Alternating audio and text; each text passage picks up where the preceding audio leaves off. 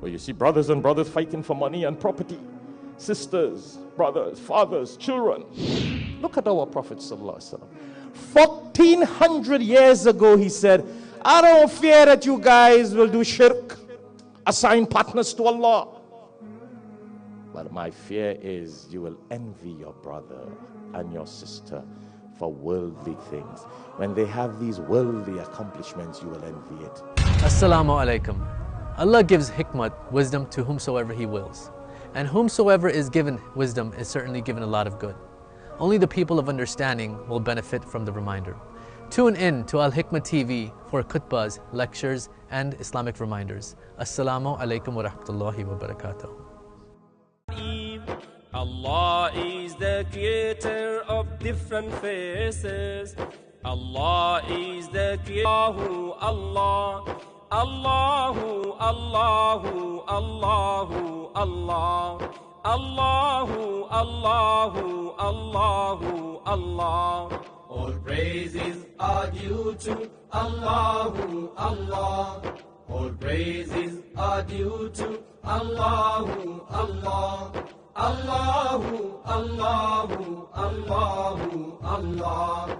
Allahu. Assalamu alaikum wa rahmatullahi wa barakatuh. If you would like to dedicate copies of one of these publications as Sadaqah Jariyah, continuous blessings for your parents or dear ones who have passed away, or fi sabilillah, in the path of Allah, please give us a call so we can place your names on these dedicated publications. You can call us at 954-986-0158, or you can also visit us at www.alhikmat.com. Allah is the creator of different faces. Allah is the creator of all races. Allahu, Allahu, Allahu, Allah.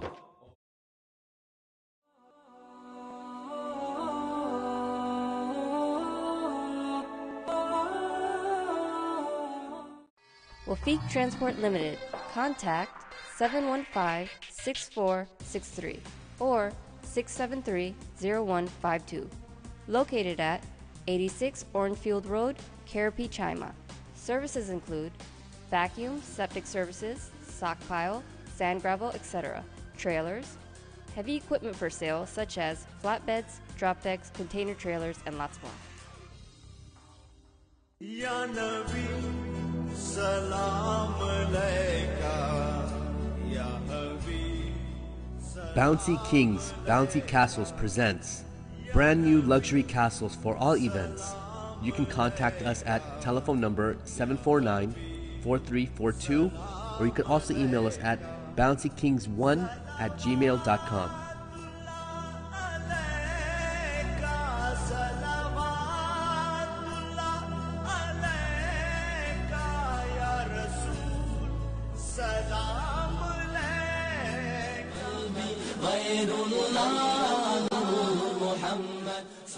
A-Class Glamour presents to you wholesaling and retailing of premium lines of cosmetics for all skin types, designer jewelry, and many accessories.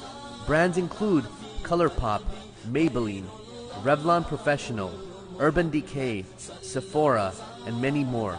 To get a hold of these products, you can call Sadiq Khan at 345-5824 or Amira Khan at 759-6089. You can also visit our Facebook page at A-Class Glamour to follow for newly released lines of products. सारे जहां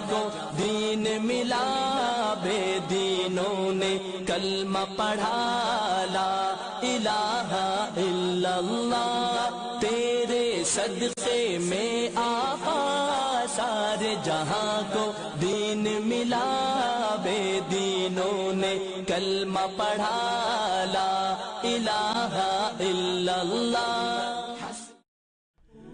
If you'd like to advertise or be a sponsor of this show, please contact Alhikmat office. Telephone number 1954-986-0158 or 1-868-325-8276. Or you can email us at alhikmat@alhikmat.com. Assalamu alaikum and welcome to Who is Who in America. Today we are very pleased to have with us in Alhikmat studio Professor Daniel Alvarez. Welcome to the show, Professor. It's a pleasure to have you with us.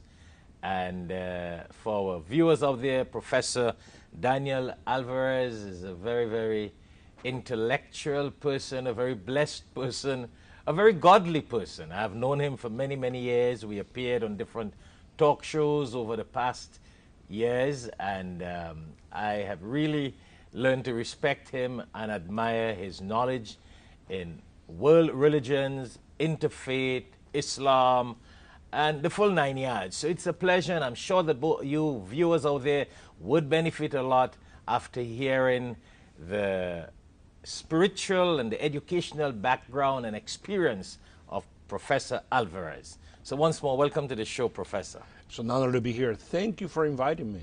It's really a blessing, and I have been trying to get you for many years now, and it has been our fault in not being a little more insistent in trying to ensure that you're here. Well, I'm here, and I hope to be back again. Good. Thank you very much again. So our viewers worldwide are people from all different walks of life, Muslims, non-Muslims.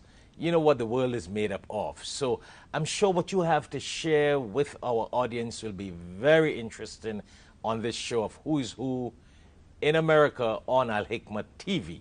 And as I told you before the show started, other television networks worldwide take this show and broadcast it on their television network. So we have viewers worldwide who can benefit. So we're going to be talking a lot about Islamophobia, your understanding of Muslims and Islam, what you have to say about moderate people not condemning terrorism. You know, those are some of the issues that non-Muslims got. And as a Christian, you are a Christian by faith, as a Christian professor who teaches world religions, and as you also mentioned to me before we began the show, when you speak about Judaism and Christianity and Islam, you do not really speak on them as separate, but as one religion of the Abrahamic faiths, more or less. Totally. So I'm sure our non-Muslim viewers and Muslim viewers out there will definitely benefit because of the Islamophobia mentality we got out there, a lot of the anti-Muslim scenario of people thinking that moderate Muslims do not condemn terrorism and all the crazy things done by radical Muslims. And I agree, and I'm sure that you agree, that there are a lot of radical Muslims out there. There are radical people of other religions. There are a lot of crazy people out there. But it's people like you and I who are supposed to make these issues more clear in the minds of the intellectuals to differentiate the religion from the people who don't follow their religion and misrepresent their religion. But before we get into those things, Professor, I want to share with our audience, and you got to do that, a little bit of your background. You're a man from Harvard. You got 2 masters from Harvard. So what are those areas that you got your masters from Harvard? Well, I am by training a theologian, a Christian theologian, but the Harvard, I have 2 master's degrees from Harvard. Half of my coursework was in religion and half of it was in philosophy, so I have that dual background. But Harvard emphasizes interfaith dialogue and the study of world religions. So I came out of Harvard with this attitude that religion cannot be taught in isolation. It has to be taught in conversation with other faiths and understanding the depths of different religious traditions and how much they have in common. There might be differences, but religions have more in common than their differences. And even the Holy Quran says communities with different beliefs need to work together and challenge each other in good works. I think that's one of my favorite verses of the Quran. Of course. And so that's what the work of interfaith dialogue is all about. When I was in Boston, apart from my education at Harvard, one of the most important things that happened to me is that I was dean at a historically black college, Roxbury Community College. And if my brothers and sisters watching this program live in Boston, you know exactly what I'm talking about. It's in the heart of the black community, near Mission Hill. So you lived amongst those people? I lived among those people for at least 5 years before I came to Miami in 1994. Wow. And one of the important things about that experience is not only did I get to meet and work with people who had been with Dr. King, with Malcolm X in the civil rights movement in the 60s and the 70s, but I also got to meet a very vibrant, very disciplined, very committed student Muslim population and Muslim faculty members that really encountering them and interacting with them really changed my life. So what year are we talking about here? In the late 80s, Okay. mid-87 to 91, those are the years that I was in Boston. So But you have had that experience with Muslims and Islam long before 9/11 and all this media Exactly. anti-Islamic scenario, Islamophobia talk. Precisely. You have been with Muslims and know about Muslims many years Many before years. that. So let me tell you a wonderful experience that I had. And again, I should have said at the beginning, assalamu alaikum and shalom to my Jewish and Christian and Muslim brothers and sisters out there that are watching the program. One incredibly important experience for me was that one year I was in transition from one contract to another at the university, and the contract was not processed in time, and I didn't have money to pay my rent. Wow. I had a wife, I have 2 kids, and the Muslim students heard about it and raised $1,200. $1,200 is a lot of money today, but imagine back in the 90s. Those days, a lot of money. And they brought it to my house, and I was just totally overwhelmed. I said, what can I do to repay you? He says, you don't have to repay you, but come and pray with us. And the young man was a Syrian origin. He had lost his faith while studying in Boston. He was an engineering student. Found his faith. He came back to Islam, worshiping and praying with the black Muslims, not the Nation of Islam, but Orthodox Muslims in the black community, Sunni Muslims in the black community. And he reconverted back to his own faith. But he doesn't worship and he didn't pray at the very wonderful mosque in Quincy, Massachusetts. He chose to pray with the black Muslims in Dorchester, in the heart of the black community. How interesting. And he prays at the mosque of Malcolm X. That's his mosque, his masjid. He took me there. And I was very blessed to see not only African American Muslims, but to see Irish Muslims, Chinese Muslims, Hispanic Muslims, Arab Muslims in the same place praying. And then he taught me so much about Islam.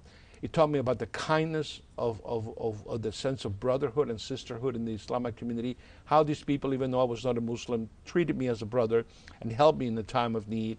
And then I saw how in Islam truly there is no racial or cultural barriers. Like I said, Irish, Chinese, Hispanic, whites, everybody was there in the same mosque praying alongside African American Muslims. And that taught me a lot, I think, a lot about what Islam is all about. So when you look at the present time and some of the journalists of nowadays, I don't like to paint a brush in the entire media, but I'll say some of the journalists of today, you know, with all this anti-Muslim, anti-Islamic, you know, comments and criticism and this Islamophobia thing and that kind of experience you have had, don't you see a great difference? What you experience today against Islam and Muslims, do you get that kind of feelings in the 80s when you were there with this multicultural and multiracial group of Muslims? Exactly. This is the thing. This is the Islam that most people don't know and don't want to know, because it would shatter the stereotypes of who Muslims are and what Islam is. And so, remember, it's not attractive to cover Muslims condemning acts of terrorism by deranged so-called Muslims, right, who destroy the religion of Prophet Muhammad, peace be upon him, and carry all these heinous acts of crimes and killing. We've seen that. I mean, we've seen it all for years now, with ISIS, with Al-Qaeda, so everybody knows exactly what I'm talking about. But what hurts, I think, is that the media does not portray and does not find important, excuse me, to highlight how Muslims and the moderate Muslims, and they are the majority, oppose this heinous act of terrorism in Europe, in the United States, and everywhere in the world. They don't get the publicity. When the imams get together and sign declarations opposing and condemning the acts of Al-Qaeda and ISIS, there is no press for those people. Right. Throughout the Muslim world, whether it be Egypt or Saudi Arabia, whether it be Jordan, whether it be Pakistan, whether it be the United States, Muslims have risen saying, this is not Islam, this does not represent us. But what kind of coverage should they get? No coverage whatsoever. So I think that kind of fans, Imam, the flames of Islamophobia. You hear the slogans, they want to bring Sharia here, they want to convert our nation to Islam by force. And that's the kind of fear that is very destructive, and I think it makes lives for Muslims in Europe and the United States very, very difficult. But one of the wonderful things, by the way, that I'm involved here in Miami since I left Boston is the creation of a Jaffer Muslim World Studies Center. I'm very proud to say. And you're a member of I'm that. a member. I'm affiliated faculty of the Jaffer Muslim World Studies Center. Dr. Jaffer is well known to all of you as a philosopher. He's been on the show. He's been a good friend of mine for many years. Yes, Dr. Jaffer is he gave the foundational gift, and we have a center. It's named after him and his wife, Jaffer's Muslim World Studies Center. And one of the things that we're doing there is Muslim Christian Jewish dialogue, because we feel that Islam interacts with all of these religions. As I said, the way I teach Islam at FIU, I don't separate Islam from Judaism and Christianity. The three are Abrahamic religions, and if you read the Quran, you see how much of Islam is indebted to Judaism and Christianity and the religion of all the prophets. And that's the way we combat these false stereotypes and the false fears that people are forming. So we hope, and it is our hope, that the Muslim World Studies Center at FIU will be at the forefront of dispelling those stereotypes and those horrible images that people have of Islam in the West. So as a professor, because I think our viewers need to know this, that you are a senior instructor and professor at the Florida International University. In the Department of Religious Studies. In the Department of Religious Studies. Yes. So people like you, Professor, with that sort of educational background, you are teaching the leaders of tomorrow. Yes. The presidents of tomorrow, the doctors of tomorrow, the mayors, the commissioners, the politicians, the leaders, so to speak, of tomorrow. So it's people like you who really need to do a lot of this clarification from a very educational point of view to the leaders of tomorrow. Let me say something to you. The Jaffer Muslim World Studies Center at FIU is part of the larger school, the Green School of International and Public Affairs. What that means then is that we recognize at FIU that religion is at the very center of all of the major economic, social, political issues in the world. Not only in the Middle East, but throughout the world, because we teach Hinduism, we teach Buddhism, we teach all religions. So we touch every area of the world. I'm very proud to say, and some of the viewers have heard it, that Secretary of State, former Secretary of State John Kerry said, if I had known, after I went through trying to negotiate the peace with the Palestinians and the Israelis, if I had to do it all over again, I would have majored in religious studies. Interesting. This is the Secretary of State. So I think what people are realizing... Who have a living experience of what's going on in the world. He said, if I had known more about Islam, more about Judaism, more about my own Christian faith, I would have been a better negotiator. I would have understood the concerns of the parties that I was trying to sit together at the table and negotiate a peace. And I think that's something that is incredibly important. That's why we need to support a place like the Jaffer Muslim World Studies Center. And we need to bring people from all over the world to the center and bring the center all over the world. And we hope to shape public policy in the United States, because the center is the place where we can, and what we do in teaching world religions, where we can dispel, dissipate all these false stereotypes by giving the students, like you said, the future politicians and mayors, business people of the world, given the right information so they can create a better world community based on justice and based on peace. You know, I have always been telling politicians and religious leaders that peace in the world, peace in the East, in the Middle East, in the West, wherever it is, you know, we hear of Middle East and peace, but there is need for peace in the entire world. Totally. You got chaos all over the world. You look at the American media, the kind of things that is going on in politics, in the White House, and Congress, in the Senate. There is need for love and peace in the entire world. And the best way to achieve that kind of peace is mutual understanding. We believe at FIU that if you put a Muslim and a Christian and a Jew together, things will happen. Wonderful things will happen. You know, in my classes, I require all my students to do a site visit report. They have to go to a place of worship of a religion other than their own. It is so wonderful to tell all of you, all the viewers, that my Jewish students go to a mosque, because Maimonides, the Rambam, one of the great authorities in Judaism, says if you don't have a place to pray, go to a mosque. He didn't say go to a Christian church. Yes. Go to a mosque. And these Israeli Jews, not only American Jews, Israeli Jews that have come to FIU to study, when they do their site visit, they go to a mosque. And they come back wonderful. It doesn't mean they agree with everything, but they understand that the God of Islam and the God of Judaism is the same God. And yet all the time in the United States we hear, no, the God of Islam is a different God. What better proof do you have of the falsehood of that statement that an Israeli Jew, when he or she chooses to worship, goes to a mosque? Of course. And that is, to me, a most wonderful testimony. You will hear Jews telling you, and I have had rabbis tell me this all the time, that the closest religion to Judaism is Islam. Totally. They have always confessed the closest religion to Judaism is Islam, which means that there is a bond and connection with Judaism and Islam. But on another note, Professor, speaking of Jafar Muslim World Studies Center, maybe we need to have an interview on this show on Alhikmat TV, which will be broadcasted worldwide, on a little more details on what this center is doing or will be doing and how the world and people can benefit from this center. So maybe you're in the right position to set that up. We can probably have yourself and someone else come by and we can concentrate a little more in details, which may be an encouragement to other universities to do the same. I'm going to bring this message and this experience back to the university and tell Dr. Mohadi Misbahi, who is the founding director of the Muslim World Studies Center. Excellent. By the way, I worked as director of the initiative for 3 years.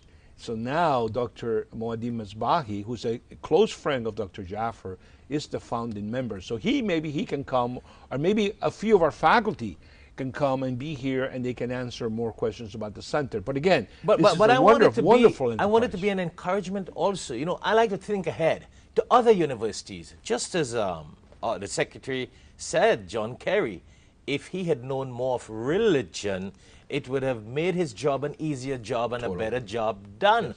So I think if more universities can do what you all are doing there with this Jafar Muslim World Studies Center and encourage other universities to do at that level. I know they do basic world religious studies, but we're looking for some more depth into what you all are doing. So I think if the world knows that, it may encourage some more better understanding and tolerance because of what's going on with Islamophobia and Islam and Judaism and Christianity and Muslims in the world today.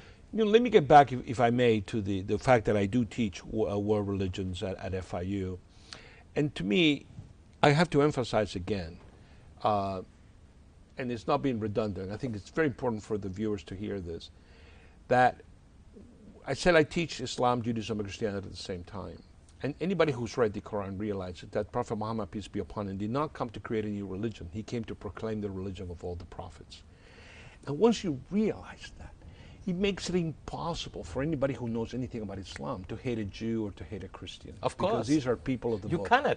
One of the wonderful things one of my colleagues said to me, listen, I've had many wonderful experiences at FIU as a professor. I already told you about my wonderful experience in Boston, teaching at a historically black college with all that Muslim population that taught me so much with their lives and their generosity towards me. But Dr. Sima Pesares, who teaches at FIU, she said to me one day, she was lecturing in my class, and she says, I cannot hate a Jew or a Christian because the prophets of these two religions are mentioned in my holy book. And I thought that was just such a wonderful, wonderful expression. This is the kind of love and understanding and acceptance that breaks down the barriers of hate and division. It is incumbent upon us who are educators to teach the world, teach our students about that reality. Not the reality of the media, not the reality of Islamophobia, people who criticize Islam without having read the Quran or having interacted with Muslims. By bringing people together by showing what the Quran says, by showing how Islam is grounded in the religion of all the prophets, how indebted, right, it is to these other two religions, and how much it embraces them, right, as people of the book. Let me add, chapter 2 of the Quran, chapter 5 of the Quran, talks about God gave these two peoples a revelation from God. Yes. And then, I already quoted it, unite, work together.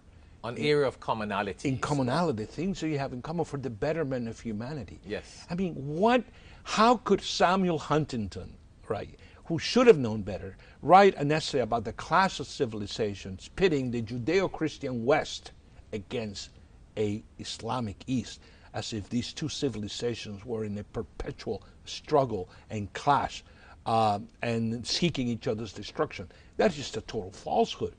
But most people don't even know this. Most people have bought into Huntington because it was a professor of American civilization at Harvard. Yes. That's, even educated people can fall into false dichotomies that are incredibly destructive, and we need educators, and there I'm very proud to say I'm one of them. Of course, to and you're blessed to be that. Dispel the myths of what Islam really is in relationship to these other two great world religions. Of course. You know, speaking about that, Professor, that brings me to another point, which again I've always been telling people, that religious leaders and politicians, based on what John Kerry said, need to work together. Need to work together for peace and better understanding and tolerance in the world. If people have a better understanding of each other's faith and beliefs, we would really be a happier and more loving people in the world. Because unfortunately, some politicians, I don't say all, you got wonderful people who are politicians, but I don't know if politics make them corrupted, but God knows best. You know, they use religion to create animosity and enmity among other people so that they may lead and they will strive. And education is one of that light. You know, in Arabic, we say, al-ilmun nurun, knowledge is light. When people are educated on other people's faith and culture, they will have no choice but, as you have been saying, to work on that verse of the Quran, areas of commonalities to come together. Yes. Last night, you know, I was in a panel discussion at Florida Atlantic University, and in the discussion, I was asked about my background, etc. And at one point in time, you know, I was born Muslim, but at one point in time, my life shifted to Christianity. I remember praying to Jesus, going to church. I had a scholarship to become a pastor or priest. So I told a rabbi, I said, you know, I love this sort of panel discussion and interfaith discussion because I consider myself a born Muslim who practiced Christianity, and today I'm an Orthodox Jew. And he was like, wow, what do you mean? I said that, because this rabbi is a Reform Jew. So every time there was a question from the audience, whatever the Orthodox Jews say about it, Islam says about it, because we are very Abrahamic. Very Abrahamic. And you teach Judaism and Christianity and Islam, and you will know that. In most cases, Orthodox Jews and the Orthodox Muslims, we're on the same page, we're on the same belief, and to a point, in most cases, Christianity also, Orthodox Christians, yes. We're on this because we are Abrahamic background, same God, same messengers, same message. Let me give you another example. I already mentioned an Israeli Jew who sat in front of us and says, we asked him point blank, people were curious, and he said, no, the God of Islam and the God of Judaism is the same God. I had a young woman, Orthodox Jewish woman, and she had to do a site visit. I says, Professor Alvarez, I cannot do a site visit. I cannot go to a church. I cannot go anywhere. What do I do? I said, you can go to a mosque. Again, Maimonides. And he said, really? He says, well, ask your rabbi. Tell her, Professor Alvarez says that Maimonides allows you to go to a mosque to pray. She came back and says, I'm going to a mosque. Your rabbi said you were right. And she went with several Muslim sisters who took her to a mosque. To me, these are the kinds of experiences that yes. are life-changing because they're not theoretical. This is not head knowledge. This is real lived experience. If you put Muslim Jews and that's and what Christians, the world needs to know. That's it. If you put people together, then they stop becoming stereotypes and caricatures. They become three-dimensional, humanized people. And once you humanize another human being, you can't kill them. Yes, of course. That's the key. That is the key. And FIU brings one of the experiences that we have. And by the way, as you can see, I'm very proud of my university. It's international university. We bring together all students. I have students from Kuwait, from Indonesia, from India, from Latin America, from Europe, from all over the world in the same space. Once you do that, you can help people. Let me add one more thing. The first donor for the Jaffa Muslim World Studies Center, the first donor who brought a check for $5,000 was my colleague, my dear colleague, Abe Labender. Abe Labender is Jewish. The first gift to found the Muslim World Studies Center at FIU was from a Jewish college professor at FIU. Listen, what greater example? Yeah. What a glorious teaching this man did without saying a word, by simply showing his commitment, because he saw the vision, he understood enough about Islam that this was a worthy project. And again, interfaith dialogue is built into the very structure and essence of our center. And that's the kind of work that we will continue to do. I was doing it before. I'm just very happy to have been asked to join this initiative, and now it's in the hands of Dr. Misbahi and Dr. Jaffer. The more you speak about the Jaffa Muslim World Study Center, it's the more I have to repeat, we need to have a talk show on that. Because Absolutely. I would really love other universities to get this message. Because unfortunately, even though we're in the world of education and intellectualism nowadays, I see a lot of radicalism coming out of universities. Students can be very well brainwashed. And based on their professors, they can be brainwashed. And you know that as an experienced, seasoned professor. And with peace and love in the world, we need not to have that disaster, because they are the future leaders of tomorrow. And if these students are brainwashed with the wrong message, we can be in serious problems. We're already in serious problems. We can be in more serious problems. So, you know, I'm thinking ahead of the game. I know you're in this glory, and we're all happy about, you know, FIU and the Jaffa Muslim World Study Center. But I think you guys need to take this to other universities, so let it spread and let other people do this. And you are the pioneers at this level. We need to get into some conversation now for our viewers, a little more on your message, and especially to the non-Muslim world, our non-Muslim viewers. We got a lot of non-Muslim viewers. Listen, we got people, non-Muslim viewers, who scrutinize this talk show. Some of them would edit it and take what they want and what they don't want. Oh yeah, we got that kind of thing. So a man like you is a blessing. So I want you to give a message. We're going to go on a short break. Yeah, would you believe we have been speaking for more than 25 minutes? It went really fast. It just went fast. When the conversation is good, time flies. And educational. So we want to come back after the short break and let our viewers, and especially our non-Muslim viewers, know a little more about, you know, this misconception of Islamophobia. Why or why not or why should. And this misconception that moderate Muslims do not condemn terrorism. Because this is an issue that people who don't like Islam and don't like Muslims blow out of proportion and try to tarnish everyone in this, you know, in human way, creating hate and enmity. So again, it was a pleasure to have you, Professor Daniel Alvarez, and to our viewers out there. You know, I've learned a lot speaking to the professor here, and I'm sure you would have benefited a great deal. We're going on a short commercial break, and when we come back, we will continue our conversation around the professor's experience and advice on the issue of Islamophobia and moderate Muslims, and why others should not think that Muslims in general do not condemn terrorism. Thank you very much. Alhikmat services serving the Muslim community and non-Muslim community, dawah and interfaith activities, distribution of Quran and Islamic publications, sponsoring students to study Islam, Alhikmat Da'i, Dawah and Interfaith Institute. Also, Friday sermons by Shaikh Shafayat are live on alhikmattv.com from 1:30 to 2:30 p.m. Download our free Alhikmat TV app on your mobile devices. Don't forget to follow us on Facebook and Instagram and subscribe to our YouTube channel.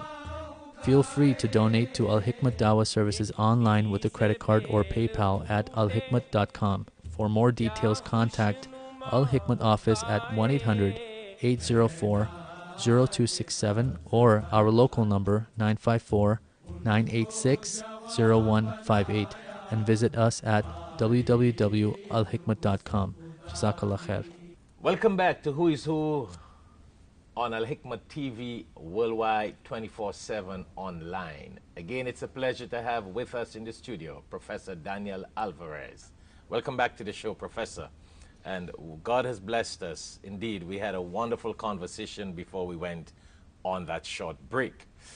I know time just goes, and we have been speaking for the past 30 minutes. Wow. So we just got a 10 or 15 minutes again. And in this time, Professor, I would like you to share your experience and your advice, or your advice from your experience, to our viewers worldwide on why, especially non-Muslims, why they should not, in America and in the world, have this Islamophobia concept. Why do we have that when before 9/11 and other incidents, we all agree of the radicals and Al-Qaeda and ISIS, we all agree that they are crazy people in all faiths. Those who are not even in a faith are also crazy. You see what I'm saying? But why the rest of the world should not? Is it lack of education? Why this promotion of Islamophobia? Is it hate? Is it anti-Islam? Ignorance? What is it? Well, you're asking me... And a non-Muslim voice is very important from your point of view. You're asking me a very difficult and complex question to answer. But answer I must. Yeah. Obviously, 9/11 caused, it was a shockwave. Yes. And the question was, very few people knew a lot. Most people didn't know anything about Islam, particularly in the United States. Let's face that. But since 9/11, what has predominated in the Western media, particularly in the United States, is Islam, people like Robert Spencer, who's written books against Islam.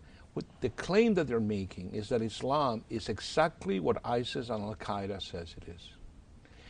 And that is, to me, the root of this problem, of the source of Islamophobia. In other words, if you interpret Islam, if people are telling you Islam is really the interpretation of Al-Qaeda and ISIS, that is Islam, of course you're going to hate this religion. Of course you're going to fear it. But I ask the viewers, particularly non-Muslim viewers, imagine if somebody said to you, the religion of David Koresh in Waco, Texas, and recently, right, we've had a series in the American television about what happened in Waco, Texas, right? This man who confronted the U.S. government, who had a cache of arms in his compound, who claimed to speak for God, who was doing all kinds of crazy things in the compound, sleeping with all kinds of women, doing all kinds of dastardly things. Imagine if people around the world believe the real Christianity is the religion the way Koresh interprets it. And that, I think, is the source of Islamophobia. You take the worst interpretation of Islam. You take the ISIS as the normative interpretation of Islam, and then you tell the world, look, that is really Islam. Of course you're going to fear Islam. Of course you're going to develop a phobia about this religion. Because if ISIS' interpretation of Islam is correct, then Islam is here to kill people. Of course, of course. Right? To kill, you are infidels. It's going here to destroy the West. It's going here to destroy Christians and Jews. The only way we can combat Islamophobia is to show the world, and I think that is our responsibility of every educator and every person of goodwill, is to show that that interpretation does not represent what Islam really is about. So, and I think we have enough historical proof to make that case. Of course we got. I mean, but nobody wants to listen to it. That's the problem. Nobody wants to hear that. But just the existence and the teachings of the Quran and Prophet Muhammad, peace be upon him, is directly in line with the teachings of Moses and Jesus. And if people would understand that, we should not have a problem. Now, do you think Muslims should be spending all this time and all this money? I'm just asking you that question. Now, why I'm asking you that, it's because, yes, I agree that Muslims, like Christians, need to spread the message of the scripture, the message of God. That I agree, and that we need to do. Areas of commonalities, the Quran tells us, invite the people of the book and discuss areas of commonalities and work together. But a lot of times I've seen our people, and it has been happening a lot recently, spending a lot of time trying to denounce Islamophobia.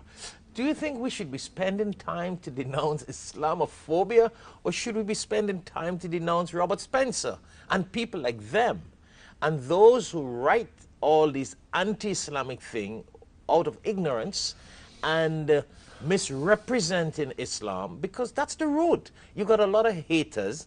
You got a lot of people who just against the messengers of God, all faiths. Right. I think people like yourself and religious leaders, I mean, politicians may not do that, but people like us, Professor, need to probably denounce these kind of people who are misrepresenting true education. Right. I think one of the things that I found, again, works is having people come together. And I think we need to do more forums where Jews, Christians, and Muslims come and interact and are able to talk to each other honestly, and be able to ask questions. You know, one of the things that we want to do at FIU is, because we want to work with the community, is to invite people from the media. We're planning a conference to invite people from the media, people who hate Islam, by the way, not friends of Islam, people who are suspicious of Islam, having come to FIU or come to a mosque or come to a synagogue, and they can ask questions of Muslims. Because I believe the most effective way to dissipate, to destroy Islamophobia, is knowledge. Excellent. And put people in front of each other. I go back to my... Because knowledge is light. Knowledge, right. Knowledge is light. There's a verse in the Bible, one of the prophets says, that my people perish for lack of knowledge. And if you put people together and they're able to freely ask questions, even difficult questions, then they can say, okay, wait a minute, the idea I had is not correct. I think we need to do that. But there's another problem that we have. I said one is people who are malicious, people who really want to stoke the flames of conflict, right, who have bought into the Huntington thesis about a class of civilization. They do want to see a class. They do want to see a war between That's Muslims. their mission. That's they survive on that. Right. So what they need to do is they need to portray Islam as the most horrible, aggressive, hostile faith in the world, out to destroy the Jewish Christian West, the Judeo-Christian tradition. That's what we need to combat, and I think we can do it. Look, when my students find out that it was the Muslims who allowed the Jews to come back to Palestine, Israel, when the Christians did not allow them to come back, when my Jewish friends speak about the glory of Jewish civilization in Spain, alongside Muslims in Spain, when even Maimonides, when he was fleeing persecution, he fled not to the Christian West, but to Egypt, Muslim East. That shows you then, at the very core of these faiths, there is no conflict. There is union and unanimity. And the more you read the Quran, and the more you see the Holy Quran and the faith of the Prophet Muhammad, peace be upon him, embedded in the faith of all the prophets, Jewish and Christian prophets, then we have so much going forth that we can use that kind of knowledge to go after Spencer and these other people and say, you are cherry picking your hadith and your Quranic verses. You're taking them out of context. You're exploiting these hadith that is not authentic to try to paint an image of Prophet Muhammad as a homicidal maniac.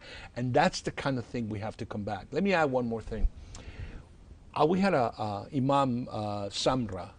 I hope you bring him one day. He's a wonderful imam, electrical engineer by training, and he's a man after my own heart. Of course, he used to be a professor at FIU or UM, I think. Imam Samra. Yeah. We have been friends also for many years. He and I feel very close to that man. I think he's a man of God, a very humble and gracious man. And we organized an event at FIU about Sharia, again, to dissipate, the ignorance about Sharia. And once I called the Muslims my brothers and sisters, and one student wrote to me and said, how can you as a Christian call a Muslim a brother? Interesting. And my reply was, if I thought the religion of Jesus, Isa, and the Quran meant that I could not call a Muslim or a Jew, for that matter, my brother and sister, then I would have to cease to be a Christian. I wrote that to her. Wow. I just found out recently, because I went to another event with my good friend Wilfredo Amir Ruiz, and a Puerto Rican American lawyer. He and I are brothers. He invited me to an event. And there I've met an imam who was at the event, whom I found out has been in intense correspondence with that person who wrote to me and called me all kinds of names. Wow. And he has been answering her point by point. That is the way to combat Islamophobia, because I think that person who wrote that hostile email to me and who has this horrible view about Islam, the more she interacts with that imam, the more she humanizes him, the less hatred in her heart and the less hostility she will be able to tolerate. Because once you get to know another human being, once you see, right, once you tear down the barriers of suspicion and animosity and hatred, and you come to know them as they are, you're changed, you're transformed. You know, that's our mission in life, whether we be Christian, Jews, or Muslims. Because knowledge is light, and light removes darkness. Absolutely. And I mean, that's the whole reason why we do a show like this, Professor. You know, this show on who is who in America and interfaith issues. We have a show called Interfaith Issues, Views and Issues, because of the fact that we want people to better understand each other. By education, we have more tolerance. We learn to love, communicate, and live in a better world. But you got people like that out there. You know, maybe Lucifer and Satan works on their mind and have them deliberately challenging us, which is interesting. It gives us some work to do. But, I mean, God bless people like you. And as a Christian in that profession who is teaching world religion and teaching it with such an unbiased view, I think that is phenomenal, because I'm sure you would agree with me, Professor, that there are people and professors out there and writers and authors who have their own personal agenda, and they sort of insinuate hate and enmity. Hate sells books. Hate gets politicians and that's why they elected do that. Presidents. I'm sorry. Excellent. Yeah, they do that because they campaign on this sort of evil thing. Right. And it's very unfortunate. It gives us a harder job, but you know what? I enjoy it. It makes my life not bored, and I'm sure it makes your life not bored. You're just on a busy schedule, and it's a blessed schedule. Now, before we get out of time, because we're on the clock, I wanted to also advise and share to our non-Muslims, because of your experience. You have been there. You teach people. You have been around with a lot of Muslims. You've been with Muslims since many, many, many years ago, before this Islamophobia thing came about. Right. What advice do you have to give to our non-Muslims again, our non-Muslim viewers, that Muslims are not doing anything about terrorism? What do you have to share on that with your experience? You know, a Muslim saying that, Professor, does not speak loud. No. You, a Christian professor of Florida International University, sharing your experience and your view on Muslims not speaking out against terrorism will carry a great deal of weight. Well, first of all, it's a falsehood. Everywhere, whether it be here or the Muslim world, groups of ulamas, Muslim scholars, Muslim leaders, presidents, Al-Sisi, King Salman of Saudi Arabia, these people have come out very strongly, even saying to their own preachers, do not spread any message here sympathetic to Al-Qaeda or ISIS, or you're not going to be heading one of those mosques. Al-Sisi got together all the religious leaders and said, we can do better. Right? The narrative has been taken over by Al-Qaeda and ISIS, and that plays into the hand of people in the West who hate us and who want a war, because they feel that's going to give us essentially final victory to their own version of Christianity, which is full of hate. Let's not forget this. Of course. There is a version of Christianity being spread in the West that looks at Islam as a religion of the Antichrist and needing to be destroyed. So before people talk about Islam as a religion of hate, we need to look closer at ourselves and see that there are interpretations of Christianity that do believe that we have to destroy people. But again, the issue is the more knowledge you have, the better you can answer these people. So become not only better Muslims, but better informed Muslims. I am challenging Muslims to know their own religion better, and I'm challenging non-Muslims, my brothers and sisters who are Jewish or Christians or belonging to another religion, to become more aware about Islam and not be guided by people who spread stereotypes and hatred. Google, and you will find the protests of Muslims all over the world distancing themselves, whether it be Europe or the Middle East or Asia or the United States, Latin America, distancing themselves from this radical interpretation and those heinous crimes by these terrorists and monsters that are out to destroy humanity, when the purpose of even Sharia is for the sake of humanity, not to destroy. I love the words of Prophet Isa, Jesus, when he says, religion, a man was not made to serve religion. Religion was made in the service of humanity. And that, I believe, is at the core of the teachings of all the prophets. Of course, of course. And that, the more knowledge we have, the more we're able to come back. Last point about non-Muslims. Invite a Muslim to your home for dinner. I repeat, invite a Muslim to your home and dinner. You have Muslim neighbors, you have Muslim co-workers, you don't know who they are, get to know them. And that will be the best antidote to combat Islamophobia. Once you get to know these people, then you'll know who they are and what the message of their religion truly is. Invite them to their homes. Of course. And I'm sure you would agree with me, Professor, that presently there are Muslims worldwide who are spending millions of dollars to be able to try to educate the world that we do not support terrorism. We condemn terrorism. We are anti all this radical extremism. But it never makes the news. This is the problem. It doesn't make the news. Because that does not sell in the news. It doesn't sell. That's the problem. They use hate, they use animosity. I mean, let's be honest, politicians use hate and animosity to rise into positions. So again, it's like religion. People use religion for their own ego, their own whims and fancies to create hate, wars, and bloodshed.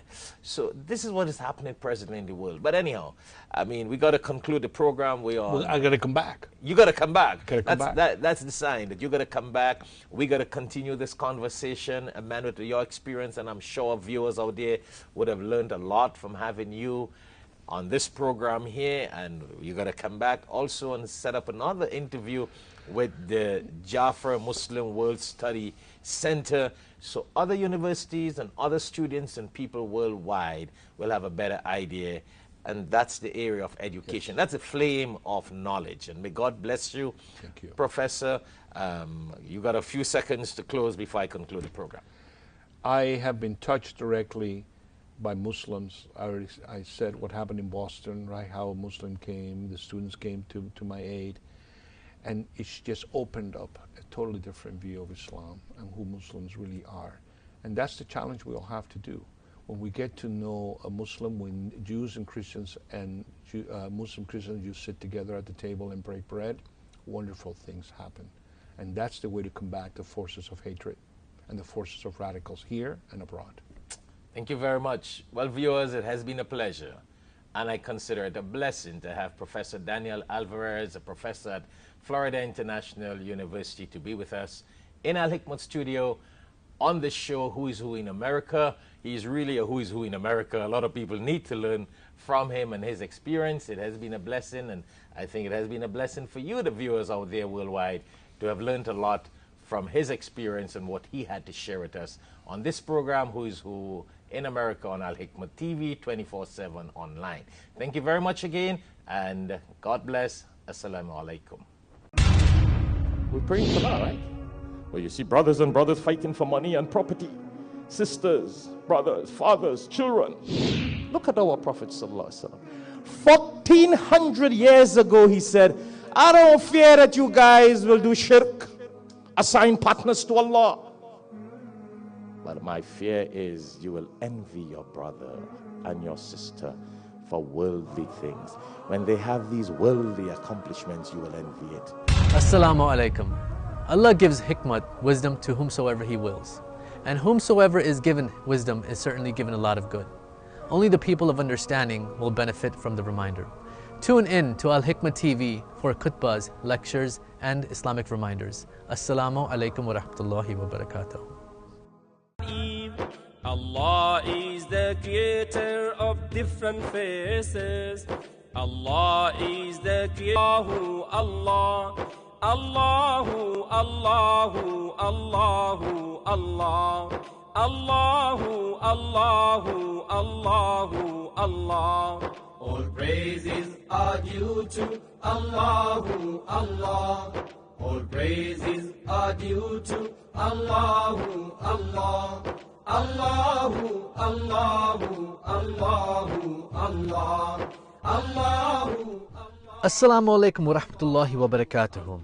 If you would like to dedicate copies of one of these publications as Sadaqah Jariyah, continuous blessings for your parents or dear ones who have passed away, or fi sabilillah, in the path of Allah, please give us a call so we can place your names on these dedicated publications.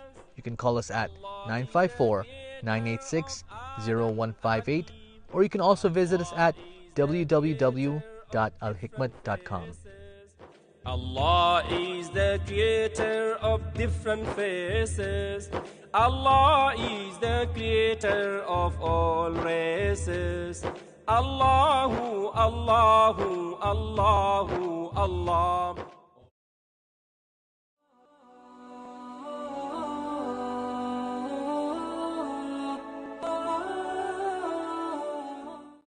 Wafiq Transport Limited. Contact 715-6463 or 673-0152. Located at 86 Orenfield Road, Carapy, Chima. Services include vacuum, septic services, sock pile, sand gravel, etc., trailers, heavy equipment for sale such as flatbeds, drop decks, container trailers, and lots more. Ya Nabi, Salam Alayka, Ya Habib. Bouncy Kings, Bouncy Castles presents brand new luxury castles for all events. You can contact us at telephone number 749-4342, or you can also email us at bouncykings1@gmail.com.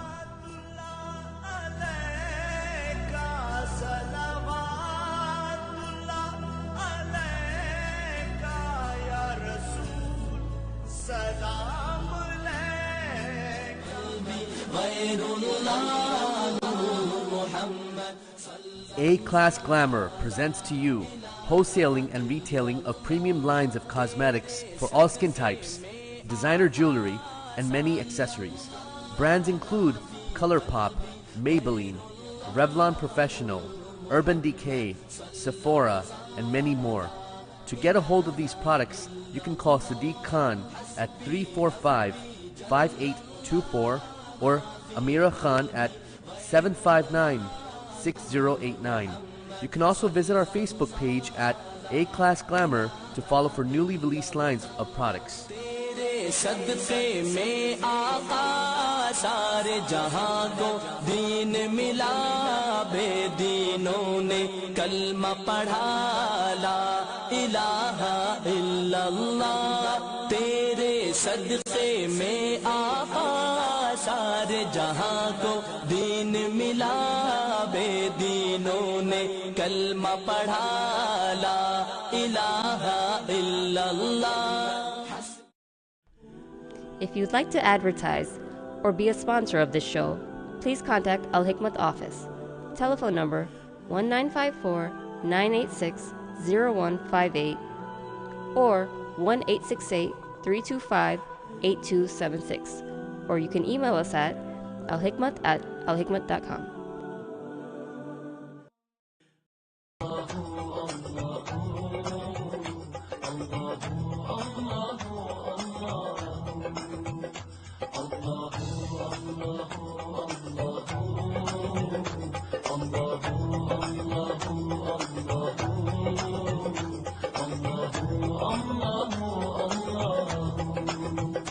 Truly he is the one, he has no father or son.